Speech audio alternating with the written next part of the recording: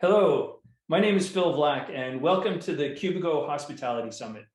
Today, I'm speaking with Shant Nalbandian from Bear Robotics about food service robots.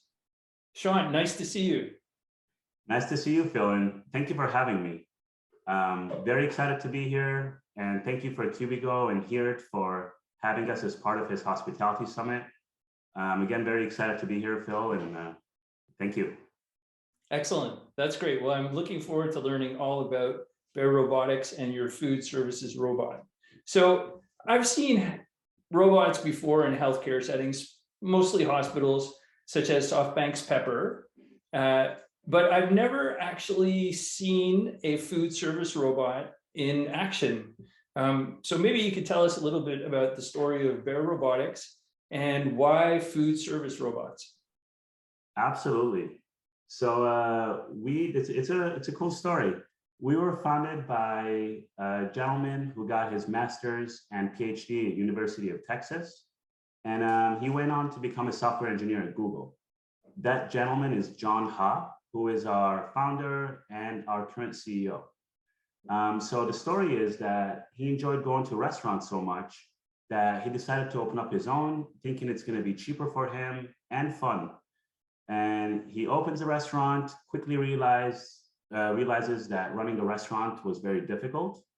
He also realized that servers work very hard and make very little money. And that's kind of when the idea of the robot was born. So his vision was to provide outstanding hospitality service by automating repetitive tasks. So his goal is to have servers spend more time in front of the house, interacting with their guests and giving them better service, while the robot is handling the repetitive task of food running and busing.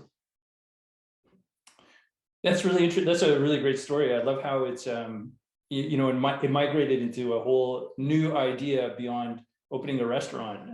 That's pretty amazing, and we're solving problems in the real world in real time. And it's also interesting how the robots are really acting as kind of staff augmentation, ultimately enabling and providing a much better client experience and a much better server experience, which is really, those are some really interesting and cross-functional or cross-industry benefits that can apply to many different realms. Absolutely. So personally, I was a server throughout college for about 4 or 5 years. And one of the things that we would do is constantly run back and forth to the kitchen for food running purposes. So I'm either bringing food out to my customers or I'm bringing food out to my colleagues' customers. And that's taking most of your time, actually. So you really struggle on busy nights to spend time interacting with your guests or even talking to them or upselling. So what this is doing is it's enabling them to increase or elevate that hospitality service by being in front of them, talking to them more and being there whenever they need something. So imagine you need a beer and the server is there right there and they're bringing that second beer for you. And they can do that now because the robot is handling the repetitive task of bringing the food out to them from the kitchen. Now, we still want the servers to interact with the guests. We don't want the customers grabbing the food from the robot themselves. What the robot does is it brings the food to the table and then the server meets it there. They grab the plates and they hand them to the guests or residents themselves.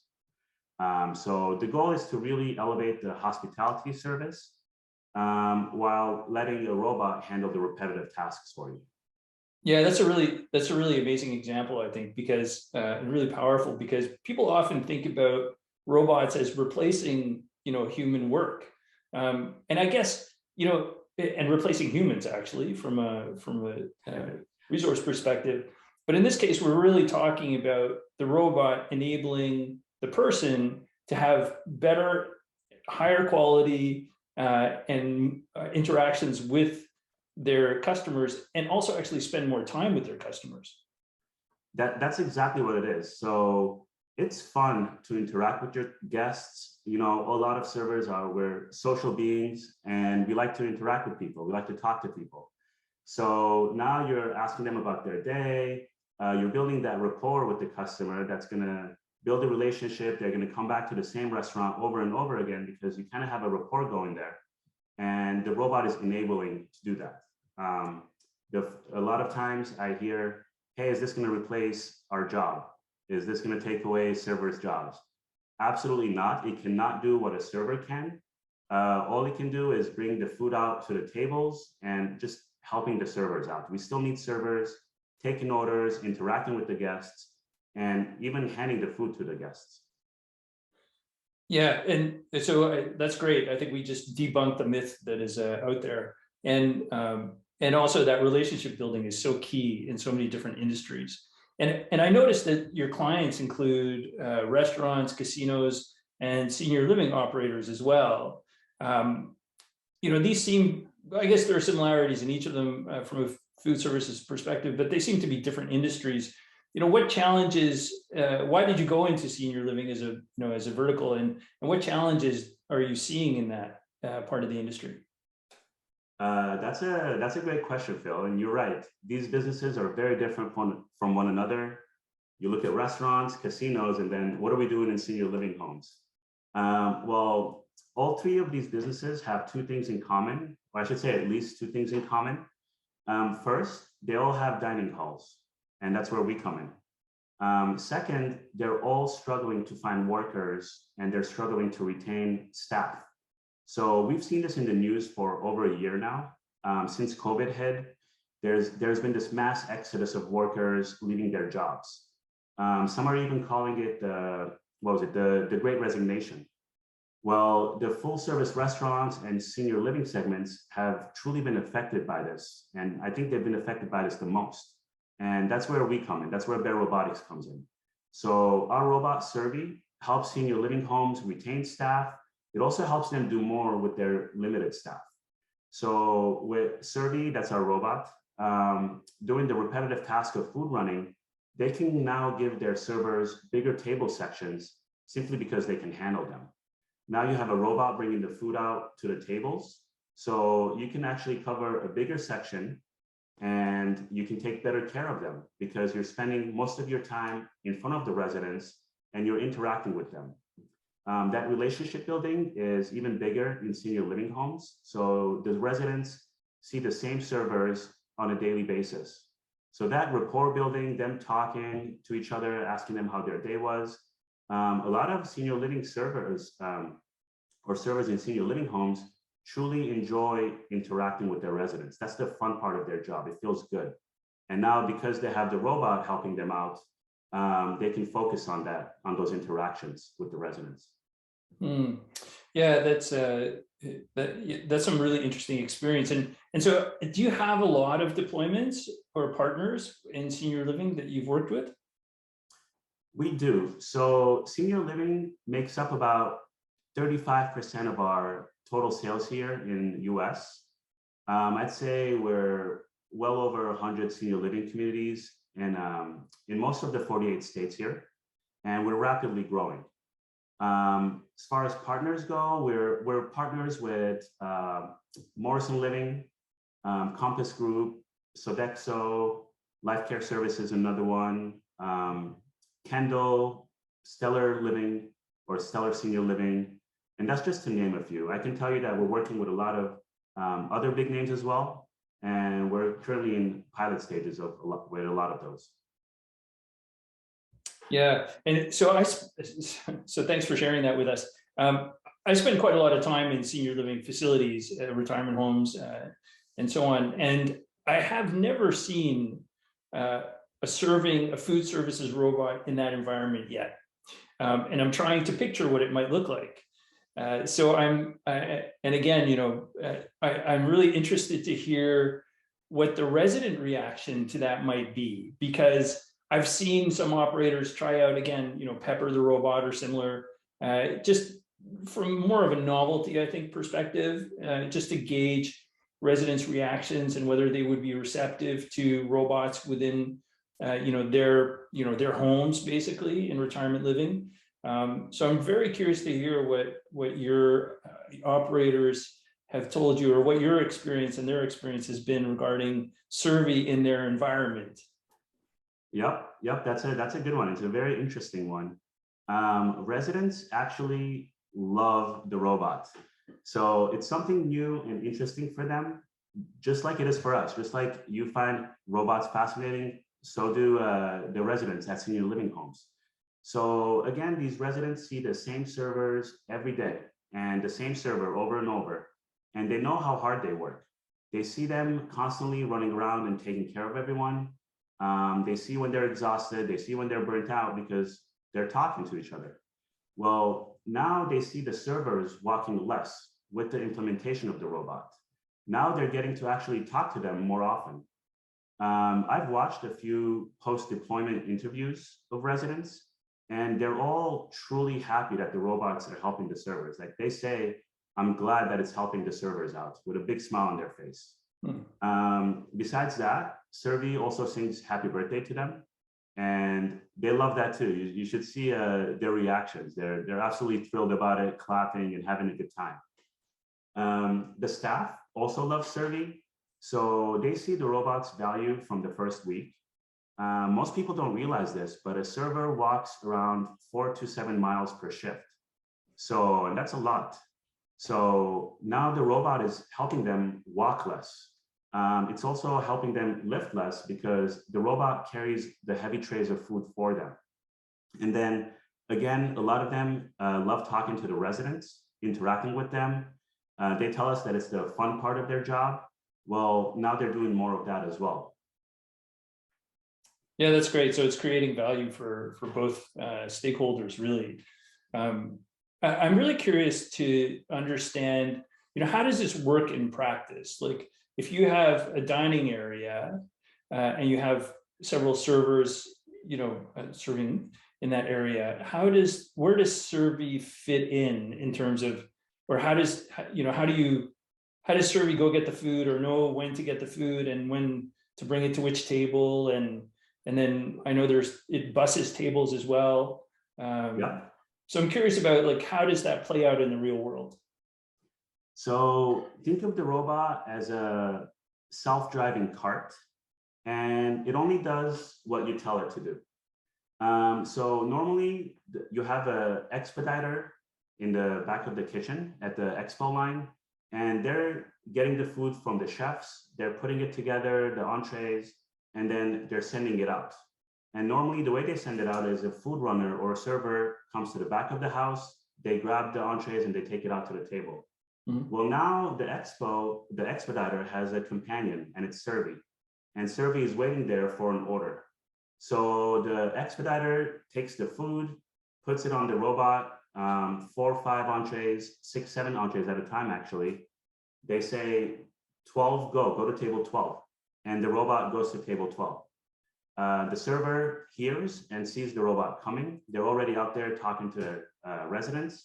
So they see the robot come, they meet it at table 12, they hand the food to the residents, and then the robot goes back to the expo waiting for its next order. It's a similar idea with busing too. So the servers are out in front of the house, again, interacting with their residents. Sometimes a lot of senior living homes have bussers as well. So the busser stays in front of the house. As soon as a plate is dirty, they take it and they put it on the robot. And they say, dishwasher, go. And the robot goes to the dishwashing station. So the robot can carry about 66 pounds, and that's a lot more than any server or busser could. So they bring all the heavy trays of dirty dishes, they bring it to the dishwasher empties them, and then sends the robot back out in front of the house. So that's kind of how it works operationally. I would think about it as a very, very safe self-driving cart. It has front-facing camera, down-facing camera, up-facing camera, and a LiDAR, which is laser radar. And it scans 180 degrees from side to side. So if anyone jumps in front of it, it simply maneuvers around them. It stops and then maneuvers around them.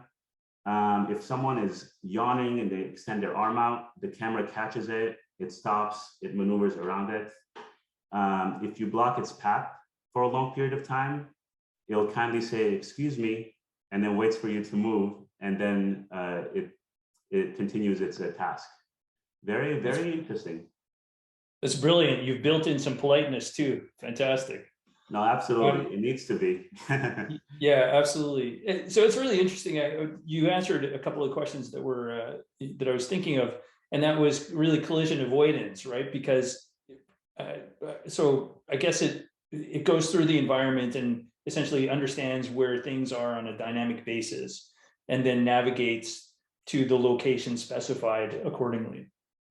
Yes, so whenever we deploy a robot, a member of our field operations team goes and spends 2 to 3 days in that senior living home, and they really map the area for the robot. They know where all the tables are, they know where it needs to go for the kitchen, dishwasher, if it needs to stop by a bar or a buffet, they map all of that into the robot. So they tell it where it cannot go and where it can roam freely.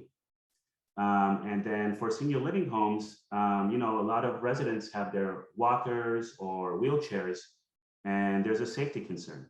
So whenever the robot goes to a table, they program it to stay far enough that a resident has a lot of space to safely get out of their seats with their wheelchairs or walkers or whatever walking aid they need. They can safely get out without the robot getting in the way. That's really smart to take into consideration the environment that you're working in, or that Survey is working in. And if I'm not mistaken, I believe somewhere on your website I saw that you could deploy not just one in an environment, but you could deploy multiple of these Survey robots as well.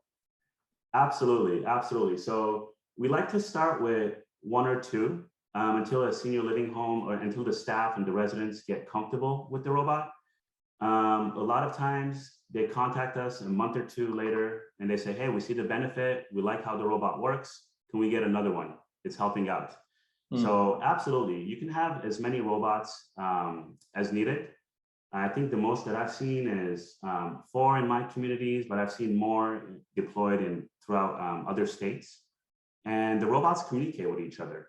So whenever they're about to get in each other's path, they signal it to one another because they're all connected to the same network, and they give each other waves. Like if the robot's coming my way, I'm standing to the side, or the robot's standing to the side, letting the other robot to go through, and then this robot goes back, continues its task. Okay, that's good. So they work very well together. So it's almost like they self-orchestrate basically in the environment. Exactly. That's really smart. Are there any, so again, having been in many senior living facilities and dining rooms, especially, or also, sometimes floors are a bit uneven. Sometimes you're going from carpeted floor to hardwood or some other hard surface. Are there any limitations for Survey in order to navigate an environment or transitions like that, and how how it maintains the stability of whatever it's carrying as well? Yeah, so there are a few limitations to Survey's operation. So it currently cannot go up steep ramps, and then it cannot climb steps for obvious reasons. I should always say yet because we don't know what the future holds. And it also can't open doors at the moment. So because of its safety feature, it's not allowed to touch anything. It's not allowed to push anything. So for now, it cannot open doors. There are workarounds for all of these, but those are the very few limitations that the robot has. We do require that floors are mostly flat, and that any transition or threshold from one floor to the other is 1/4 inch or less in height. That being said, Survey can travel on any surface from wood to tile to carpet. It doesn't matter. It can handle them all. It's just the transition between between one floor to another has to be less than 1/4 inch. Okay. It's safe, very safe. We discussed the cameras. It's also safe to run food. So Survey is the only food running robot that's NSF certified. And that helps put to rest any health department concerns that a community or a restaurant may have. Okay, yeah, that's great. It's an important certification as well. And I imagine during the deployment phase for Survey, you check these things ahead of time, right? To make sure that that Survey will work well in that environment as well. Absolutely. So as a sales guy, during my presentation, I go over all of the things to know in advance, and that covers the doors, thresholds, the transitions from one floor to the other. And then we also do a walkthrough before deploying. And so it's one thing hearing everything with the people that I'm dealing with, but it's another thing where you actually go and see it physically live if all these concerns that might be an issue for Survey. And then during the walkthrough, we also kind of observe their current workflow operations and kind of start thinking about how Survey is going to interoperate with them. And it's going to fit into those workflow operations. Yeah, this sounds like a really great staff augmentation opportunity using robots. And so what what is the cost of implementing something like this, of getting a Survey in your community? And then maybe just tell us a little bit about Survey, where it's manufactured and other things. Sure. So we offer Survey as a RaaS model, or a robot as a service leasing model. So it costs about $1,000 a month, and that includes all warranty, maintenance, support, which covers on-site and off-site support. And then also gives you cloud access to data analytics. So that's our reporting tool that we provide. So $1,000 a month, that breaks down to about $33 a day. And that breaks down to less than $3 an hour if they're open about 12 hours a day or so. So really minimal cost to implement the Survey. As far as where these are manufactured, so we're a US-based company with offices in California, Texas, and Korea. The robots are manufactured in Korea in the same facilities where Samsung TVs are manufactured.